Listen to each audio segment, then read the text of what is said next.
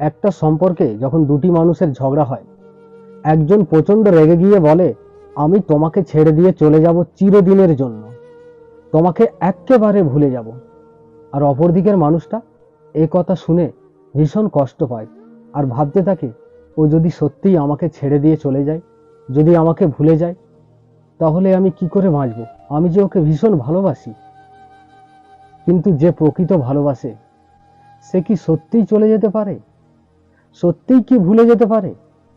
দেখো, যে প্রকৃত ভালোবাসে সে অন্তত মুখে বলে কয়ে কখনোই চলে যেতে পারে না।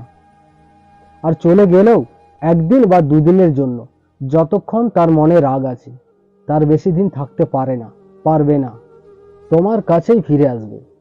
এটাই সত্যিকারের ভালোবাসা। বুঝতে পারছো? তোমাকে একেবারে ভুলে যাব, মুখে বললেই ভুলে যাওয়া যায়? আজ পর্যন্ত কাউকে নিয়ম করে বা ইচ্ছে করে ভুলে যাওয়া যায় না, বরং বেশি করে মনে পড়ে। কোনো কাজ মুখে বলে হয় যে আমি 10টায় কাজ শুরু করব, 12টায় শেষ করব, এটা কিন্তু মুখে বলে হয়, কিন্তু ভুলে যাওয়া যায় না।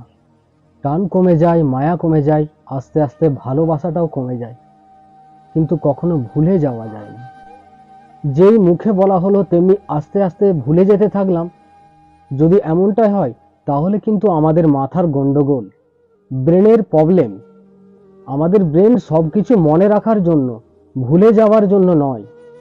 যদি ভুলে যাব মুখে বলার সাথে সাথে বা ভাবার সাথে সাথে আমাদের ব্রেন ভুলে যেতে থাকে, তাহলে কিন্তু আমাদের অবশ্যই ডাক্তারবাবুর পরামর্শ নেওয়া উচিত।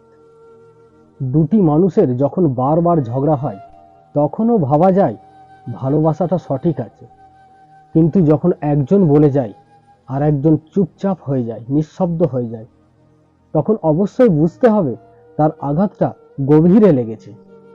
আর তখন সে যদি চলে যায়, তাকে ফেরানোটা খুব কঠিন।